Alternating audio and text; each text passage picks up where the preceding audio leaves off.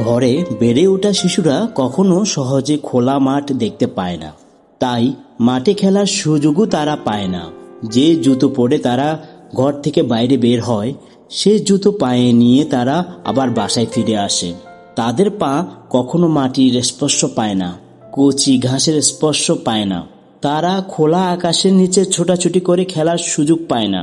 ইট পাথরের এই শহরে তাদের খেলার জায়গা হয়ে গেছে ঘরের চার দেয়ালে বন্দি প্লে জোন।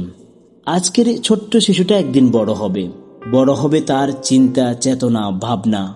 একটু গভীরভাবে চিন্তা করলে দেখা যাবে এই শিশুদের যে জেনারেশন তৈরি হবে তাদের মধ্যে কিছু একটা ঘাটতি থেকে যাবে।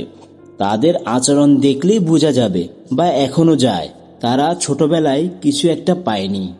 তাদের মন মানসিকতা উন্নত হতে পারেনি। তারা হয়তো উন্নত চিন্তা করতে পারবে, কিন্তু উন্নত মানবিকতা তৈরি করতে পারবে না।